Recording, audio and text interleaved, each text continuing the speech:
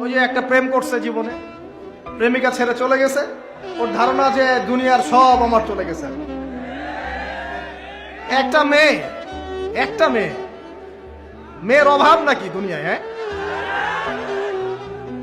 মেয়ের অভাব মনে করেন? শেষ জামানায় একটা ছেলের ঘাড়ের মধ্যে 40টা মেয়ে থাকবে। আরে ভাই, 40টা বউ না, 40টা মেয়ে, মহিলা। মানে আপনার ঘাড়ে থাকবে আপনার স্ত্রী, আপনার কন্যা, আপনার মা, আপনার বোন, আপনার শাশুড়ি, আপনার খালা, সব আপনার ঘাড়ে।